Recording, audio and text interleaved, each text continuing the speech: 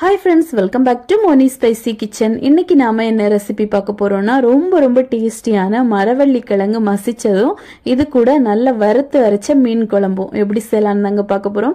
இது ரொம்ப டேஸ்டியா இருக்கும்.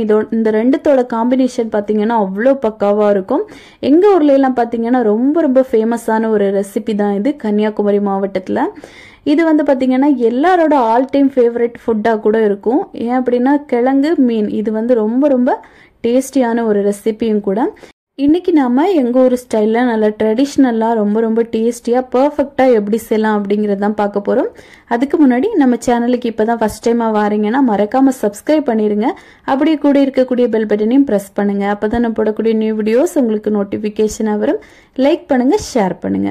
ஃபர்ஸ்ட் இந்த கிழங்கு மசிச்சது பண்றதுக்காக ஃபர்ஸ்ட் ஒரு மரவள்ளி கிழங்கு எடுத்திருக்கேன். ஒண்ணுதான் எடுத்திருக்கேன். இதை வந்து இந்த மாதிரி நல்லா கட் பண்ணி எடுங்க. உங்களுக்கு கட் பண்றது ஈஸியா நம்ம எப்படி கட் பண்ணலாம் அப்படிங்கறத ஃபர்ஸ்ட் காமிச்சிருக்கேன்.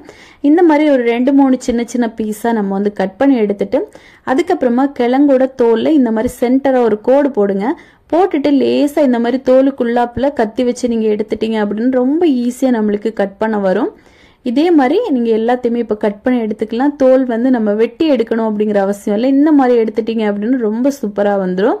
இனிமே இதை எப்படி கட் பண்ணலாம் அப்படிங்கறத பார்த்துடலாம்.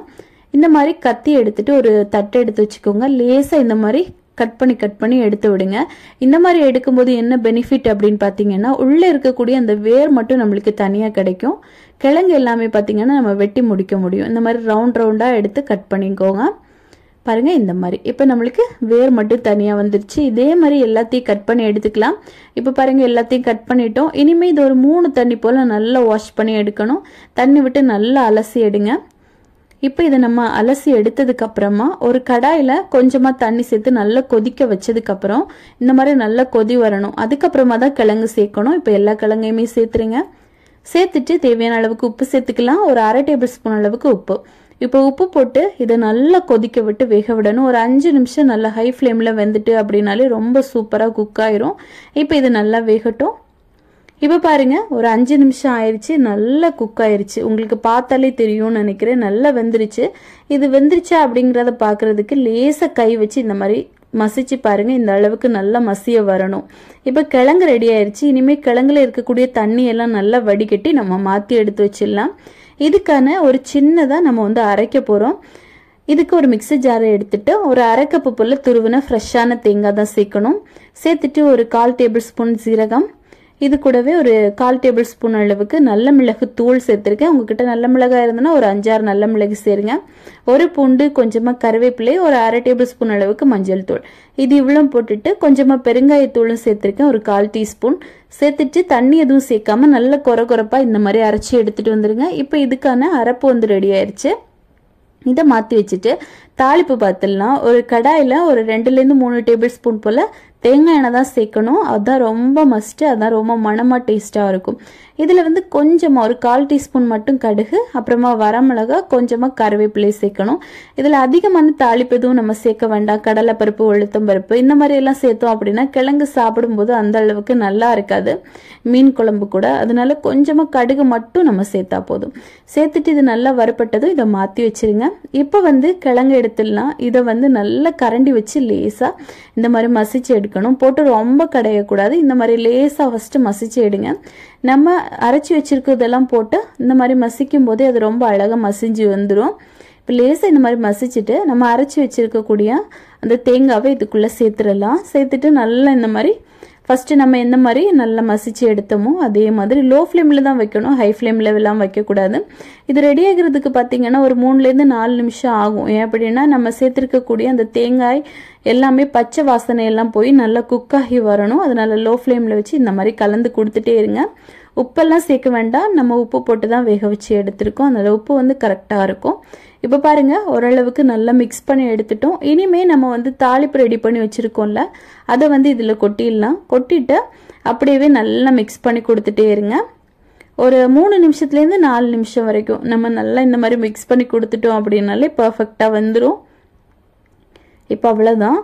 இதே மாதிரி நல்லா மிக்ஸ் பண்ணி கொடுத்துட்டு நம்ம வந்து ஸ்டவ் ஆஃப் பண்ணி இதை அப்படியே மூடி போட்டு வச்சிடலாம். இப்போ வந்து கிழங்கு மசிச்சது நம்மளுக்கு சூப்பரா ரெடி ஆயிடுச்சு. இது சாப்பிட ரொம்ப நல்லா இருக்கும். இப்போ இதுக்கான மீன் குழம்பு பார்த்துடலாம். இதுக்காக ஒரு மண் சட்டி தான் எடுத்திருக்கேன். இதில் வந்து ஒரு 2 டேபிள் ஸ்பூன் தேங்காய் எண்ணெய், அப்புறமா இதில் கொஞ்சமாக ஒரு 1/4 டேபிள் ஸ்பூன் அளவுக்கு வெந்தயம், 1/2 டேபிள் ஸ்பூன் அளவுக்கு சீரகம், 1/2 டேபிள் ஸ்பூன் சோம்பு சேர்த்திருக்கேன், ஒரே ஒரு பட்டை, அப்புறமா 3 வரமிளகாய் எடுத்திருக்கேன். இது வந்து காரம் கொஞ்சம் கம்மியாக இருக்கும், நாங்கள் அப்படிதான் சாப்பிடுவோம். நீங்கள் காரம் அதிகமாக எடுத்துப்பீங்க அப்படின்னா ஒரு 5 வரமிளகாய் சேர்த்துக்கலாம். இப்போ இது இவ்வளோத்தையும் லேசாக ரோஸ்ட் பண்ணிவிட்டு ஒரு துண்டு இஞ்சியை சின்ன சின்னதாக கட் பண்ணி வச்சுருக்கேன், அதை சேர்த்துக்கலாம். ஒரு 5-6 பல் பூண்டு அதையும் கட் பண்ணி வச்சுருக்கேன், அதையும் சேர்த்துக்கோங்க. அப்புறமா 10 போல் சின்ன வெங்காயம் இது கண்டிப்பாக சேர்க்கணும்.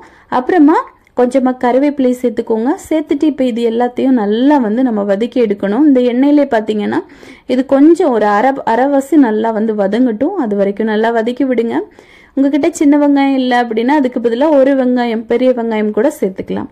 இப்போ இது பாருங்க கொஞ்சம் நல்லா வந்து வறுபட்டுருச்சு. இந்த டைம்ல ஒரு 1/2 கப்பு போல நல்ல துருவின ஃப்ரெஷ்ஷான தேங்காய். இப்போ இந்த தேங்காயை சேர்த்து நல்லா வறுத்தெடுக்கணும். இந்த தேங்காய் பார்த்தீங்கன்னா ஒரு அரைவாசி நல்லா வறுபட்டு வரட்டும். மண் சட்டி அப்படிங்கிறதுனால லோ ஃப்ளேம்லேயே வைங்க, சீக்கிரமாக தீஞ்சு போயிடும், நல்லா கருகிற மாதிரி ஆயிரும். அதனால லோ ஃப்ளேம்லேயே வச்சு இந்த மாதிரி நல்லா கலந்து கொடுங்க. இப்போ பாருங்க ஓரளவுக்கு கொஞ்சம் வறுபட்டுருச்சு. இந்த டைம்ல ஒரு 1/2 டீஸ்பூன் அளவுக்கு மஞ்சள் தூள், 2 டேபிள் ஸ்பூன் அளவுக்கு மல்லித்தூள் சேர்க்கணும். மல்லித்தூள் வந்து மீன் குழம்புக்கு கொஞ்சம் அதிகமாக தான் சேர்க்கணும். 2 டேபிள் ஸ்பூன் மல்லித்தூளும் சேர்த்துட்டு நல்லா வந்து இந்த மாதிரி மிக்ஸ் பண்ணி கொடுங்க. இப்போ இந்த தேங்காவும் பொடிகளும் எல்லாமே பார்த்தீங்கன்னா நல்லா வறுபடணும். நம்ம வந்து முழு மல்லி சேர்க்காம மல்லித்தூள் இந்த மாதிரி சேர்த்துட்டோம் அப்படின்னா இன்னும் நல்ல டேஸ்ட் கொடுக்கும். நீங்கள் ஒரு முறை ட்ரை பண்ணி பாருங்க. இந்த மாதிரி நல்லா வறுத்தடுங்க. இப்போ நல்லா வறுபட்டுருச்சு ஓரளவுக்கு. இனிமே இதை அப்படியே ஒரு தட்டில் கொட்டி நல்லா ஆற விட்டுடலாம். ஆறுனதுக்கு அப்புறமா நம்ம அரைச்சிக்கலாம். இப்போ இதை நல்லா ஆற வச்சிடலாம்.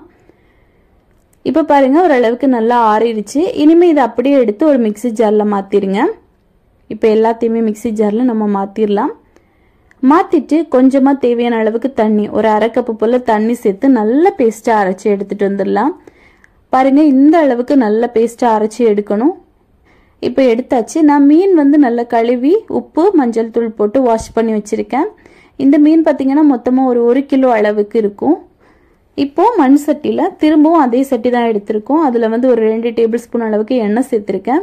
எண்ணெய் சேர்த்ததுக்கப்புறமா இதில் வந்து ஒரு 1/2 டேபிள் ஸ்பூன் அளவுக்கு கடுகு, ஒரு 1/4 டேபிள் ஸ்பூன் அளவுக்கு மட்டும் வெந்தயம். வெந்தயம் வந்து அதிகமாக சேர்க்கக்கூடாது, கசப்பு தன்மை இருக்கும்.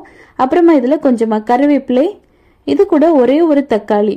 இந்த தக்காளி பார்த்தீங்கன்னா கொஞ்சம் பெருசு பெருசாக கட் பண்ணி சேருங்க. தக்காளி நல்லா மசிய வேக வேண்டாம், ஓரளவுக்கு ஒரு அரைவாசி நல்லா வெந்தாலே போதும். இப்போ ஆயிலில் நல்லா வந்து இந்த மாதிரி வதக்கி விட்டுக்கோங்க. இப்போ பாருங்க கொஞ்சம் வெந்துருச்சு. இந்த டைமில் நம்ம அரைச்சி வச்சிருக்கோம்ல பேஸ்ட்டு, அது எல்லாத்தையுமே இதுக்குள்ளே சேர்த்துடலாம். சேர்த்துட்டு மிக்சி ஜாரை அலசி 1 கப்பு போல் தண்ணி சேருங்க. சேர்த்துட்டு நல்லா மிக்ஸ் பண்ணி கொடுங்க. இந்த அரைப்பு எல்லாமே பார்த்தீங்கன்னா இந்த தண்ணி கூட நல்லா மிக்ஸ் ஆகட்டும். இப்போ நல்லா மிக்ஸ் ஆயிடுச்சு. இது கூட இன்னும் 1 கப்பு கூட தண்ணி சேர்த்துருங்க. சேர்த்தாச்சு. இப்போ சேர்த்துட்டு புளி கரைசல் சேர்க்கணும். ஒரு சின்ன நெல்லிக்காய் அளவு புளி எடுத்து நல்லா கரைச்சி வச்சிருக்கேன், அதை சேர்த்துக்கலாம். ரொம்ப புளியெல்லாம் சேர்க்கக்கூடாது. அப்புறமா இதில் தேவையான அளவுக்கு உப்பு, 1 டேபிள் ஸ்பூன் அளவுக்கு உப்பு சேர்த்துருக்கேன். சேர்த்துட்டு இப்போ இது ஒரு கொதி வரட்டும். நல்லா வந்து ஒரு கொதி வந்ததுக்கு அப்புறமா தான் நம்ம வந்து ஃபிஷ்ஷை சேர்க்கணும். கொதி வாரதுக்கு முன்னாடியெல்லாம் மீனை சேர்த்துறாதீங்க. இப்போ நல்லா கொதிக்க ஆரம்பிக்கட்டும். இப்போ பாருங்க ஓரளவுக்கு நல்லா கொதிச்சிட்ருக்கு. இந்த டைமில் மீன் துண்டுகள் எல்லாத்தையுமே நம்ம உள்ள சேர்த்துடலாம். ஒன்று ஒன்றா சேருங்க. ஃபஸ்ட்டு வந்து தலையை சேருங்க, அதுக்கப்புறமா நம்ம வந்து ஃபிஷ்ஷு உடம்பு சேர்த்துக்கலாம். இப்போது எல்லாத்தையும் நம்ம சேர்த்தாச்சு. சேர்த்துட்டு ஃபஸ்ட்டு பார்த்தீங்கன்னா நீங்கள் ஸ்பூன் வச்சு நல்லா மிக்ஸ் பண்ணி கொடுத்துக்கலாம். அதுக்கப்புறமா நம்ம வந்து நல்லா ஸ்பூன் வச்செல்லாம் மிக்ஸ் பண்ணக்கூடாது. மீன் வந்து சீக்கிரமாகவே உடைய ஆரம்பிச்சிடும். ஃபஸ்ட்டு மட்டும் இந்த மாதிரி மீனை சேர்த்ததுமே கொஞ்சம் இந்த மாதிரி மிக்ஸ் பண்ணி கொடுங்க. மிக்ஸ் பண்ணி கொடுத்துட்டு இப்போ வந்து இதை ஒரு 10 நிமிஷத்துக்கு நல்லா மூடி போட்டு வேக விடணும். இந்த மூடி பார்த்தீங்கன்னா பகுதி அளவு ஓப்பனில் தான் இருக்கணும், அப்போ தான் இது பொங்கி வெளியே களையாமல் இருக்கும். இந்த அளவுக்கு நல்லா ஓப்பனில் விட்டுட்டு இதை நல்லா கொதிக்க வச்சு வேக விடுங்க. இப்போ பாருங்கள் ஒரு 10 நிமிஷம் ஆயிடுச்சு. சூப்பராக குழம்பு வந்து ரெடியாக இருக்குது. உங்களுக்கு இன்னும் வத்தணும் அப்படின்னு நினச்சிங்கன்னா இன்னும் ஒரு 10 நிமிஷத்துக்கு இதே மாதிரி நீங்கள் வேக வச்சு எடுத்தால் போதும். இப்போ ஸ்பூன் வச்சு லேசாக ஓரத்தை மட்டும் எடுத்து விட்டுருக்கேன். அப்புறமா இந்த மாதிரி ஒரு துணி வச்சு இங்கே அந்த மண் சட்டியை பிடிச்சி இந்த மாதிரி கறக்கி எடுத்தீங்க அப்படின்னா அடிப்பக்கமும் அடி பிடிக்காது. மீனும் பார்த்தீங்கன்னா கொஞ்சமாக இலக்கம் கொடுக்கும். அப்போ நம்மளுக்கு சைடில் இருக்கக்கூடிய அந்த கிரேவி எல்லாமே பார்த்தீங்கன்னா ஒன்றோடு ஒன்று ஒட்டாமல் சூப்பராக வரும். இப்போ நம்மளுக்கு மீன் குழம்பு ரெடி ஆயிடுச்சு. இது அப்படியே ஸ்டவ் ஆஃப் பண்ணி மூடி வச்சிடலாம். இப்போ பார்த்தீங்கன்னா ரொம்ப ரொம்ப டேஸ்டியான கிழங்கு மசிச்சதும் இது கூட மீன் குழம்பும் ரொம்ப சூப்பராக ரெடி ஆயிடுச்சு. இது வந்து பிரேக்ஃபாஸ்ட் டின்னர் எதுக்கு வேணால் நம்ம சாப்பிடலாம். அவ்வளோ டேஸ்டியாக இருக்கும். கண்டிப்பாக நீங்கள் இதை வந்து ஒரு முறையாவது உங்கள் வீட்டில் ட்ரை பண்ணி பார்க்கணும். இதோட டேஸ்ட் அப்படின்னு சொல்லவே முடியாது, ரொம்ப சுவையாக இருக்கும். ஸோ கண்டிப்பாக நீங்களும் இதை உங்கள் வீட்டில் ட்ரை பண்ணி பார்த்துட்டு எப்படி இருந்துச்சுன்னு மறக்காமல் கமெண்ட் பண்ணுங்கள். இதே மாதிரி இன்னும் நிறைய ரெசிபிஸ் வேணும்னு நினச்சிங்கன்னா மோனி ஸ்பைசி கிச்சன் சேனலை சப்ஸ்கிரைப் பண்ணி வச்சுக்கோங்க. லைக் பண்ணுங்கள், ஷேர் பண்ணுங்கள். நெக்ஸ்ட் இன்னொரு வீடியோவில் உங்களை சந்திக்கும் வரை டேக் கேர், பாய்.